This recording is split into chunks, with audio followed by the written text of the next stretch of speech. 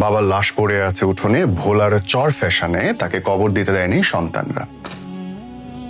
আপনার কাছে ঘটনাটা অনেক বেশি অস্বাভাবিক মনে হলেও ভেতরের দিকে তাকালে আপনি বুঝতে পারবেন মা বাবার কাছেই একটা সন্তান সবচেয়ে বেশি কষ্ট পায়, আহত হয়। আপনার মনে হতে পারে আমি হয়তো কোথাও আবেগ তাড়িত হয়ে কথা বলছি, কিন্তু একবার মন দিয়ে শোনেন ভাই। আগেই চর ফ্যাশনের ঘটনাটা একটু বিশ্লেষণ করা যায়। একজন মানুষ মারা গেলেন, তার সন্তানরা এসে বলছে বাবার কবর ওখানটায় দেওয়া যাবে না। ওকে ফাইন, বাড়ির উঠোনে নিয়ে আসা হলো, নতুন করে কবর খোঁড়া হলো, ২য় নাম্বার কবর, এবং সেই কবরের সামনে দাঁড়িয়ে অন্য সন্তানরা বলছে না, এখানটাও কবর দেওয়া যাবে না, কারণ বাবা আমাদের উপরে অন্যায় করেছে, অবিচার করেছে। ঘটনাটা কি? একটু পেছনে গেলে দেখবেন তিনি 2 বিয়ে করেছেন।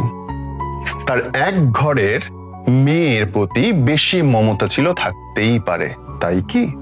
প্রশ্নটা মনে রাখবেন।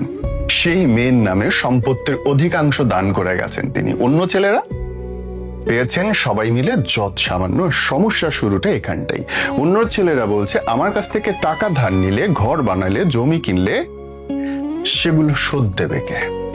যেই বিল্ডিংটা আমার টাকায় হয়েছে, যে উঠোনের মাটিটা আমার টাকায় হয়েছে, সেই উঠোনে তোমাকে কবর দিতে হলে তো আগে দেনা শোধ করতে হবে। অযৌক্তিক মনে হয় আপনার কাছে ব্যাপারটা? আমার কাছে একদম অযৌক্তিক মনে হয় না, এবং এইটাই রিয়ালিটি। বর্তমানে মা বাবা সব ছেলেকে, সব মেয়েকে সমান ভালোবাসে। সরি ব্রাদার, ওই যুগটা নাই। কোনো একটা ছেলে, কোনো একটা মেয়ের প্রতি দেখবেন তাদের অকৃত্রিম ভালোবাসা, সবকিছু ঢেলে দেওয়ার প্রবণতার অন্য ছেলেদের দিকে, অন্য মেয়েদের দিকে চোখ বন্ধ। নাই আপনার সংসারে? বুকে হাত দিয়ে বলতে পারবেন যে আপনার মা বাবা, আমার মা বাবা সব ছেলেকে, সব মেয়েকে সমান ভালোবাসে? তারা ভালো নাই বাসতে পারে, কিন্তু যখন দেখানোটা হয়ে যায় প্রকট, যখন তুলনাটা হয়ে যায় খুব অশ্লীল ভাবে, যখন অর্থনৈতিক বিষয়গুলো জড়িত, যখন সম্পত্তি জড়িত, যখন ব্যাংক ব্যালেন্স জড়িত, তখন কিন্তু ওই ভালোবাসার আবেগটা থাকে না ভাই। যেই মা বাবার কাছে আমরা সমান ভালোবাসা চাই, নিরাপত্তা চাই, সেই মা বাবা যখন একটা সন্তানের প্রতি নিজেদের সবটুকু ঢেলে দিয়ে অন্য সন্তানগুলোকে কোনো রকম মানুষ করার চেষ্টা করে, প্রতিটা কথায় কথায় খোঁচা দেয়, তখন কিন্তু মা বাবার প্রতি ওই ভালোবাসা, সম্মানটা না থাকাই স্বাভাবিক, এবং তার জন্য দায়ী সরি ওই মা বাবারে।